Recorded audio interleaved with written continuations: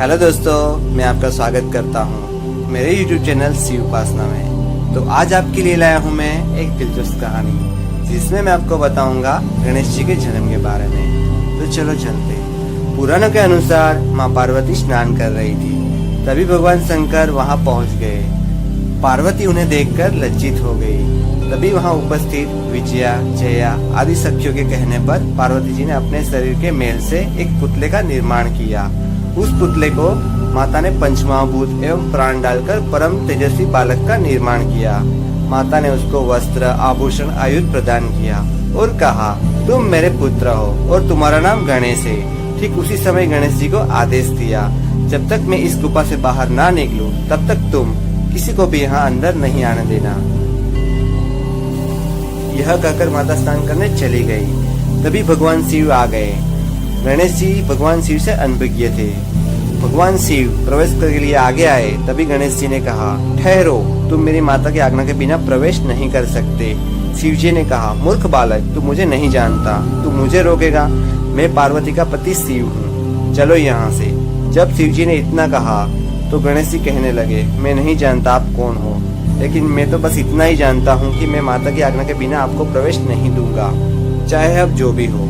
तब शिव जी अपने गणों को नंदी, भृंगी, श्रृंगी, वीरभद्र आदि सबको आदेश दिया कि जाओ, तुम इस बालक को समझाओ।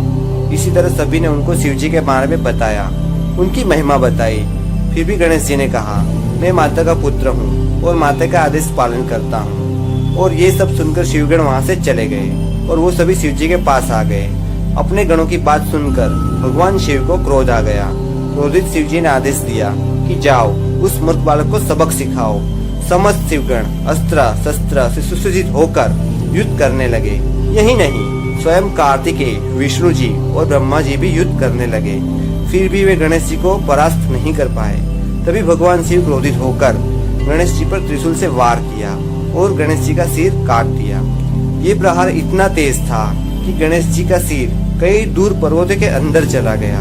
इसी तरह गणेश जी का धड़ वहाँ गिरा देख माता पार्वती को क्रोध से भरपूर हो गई और वो क्रोध में उनके शरीर से कई शक्तियों का प्राकट्य हुआ और ये शक्तियाँ संसार में प्रलय मचाना शुरू कर दिया। पूरा ब्रह्मांड थर्रा उठा। सभी देवों, मुनियों त्राहिमाम की पुकार के साथ माता का स्तुति गान करने लगे। और तब माता ने कहा, मेरे पुत्र को जीवित करो।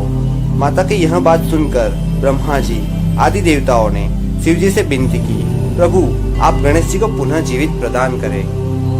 तब भगवान शिव ने विष्णु जी से कहा, आप उत्तर दिशा की ओर जाए, वहाँ जो भी पहला प्राणी मिले उसका सिर काट ले आए। बस एक बात का ध्यान रखे, वो जीव निर्दोष नहीं होना चाहिए। तब भगवान विष्णु ने कैलाश से गमन किया।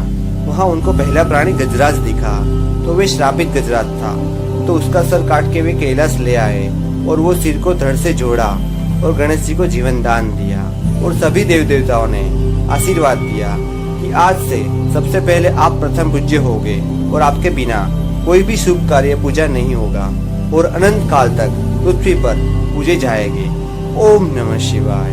यदि आपको ये जानकारी अच्छी लगी तो वीडियो को लाइक कीजिए, शेयर कीजिए और चैनल को सब्सक्राइब कीजिए।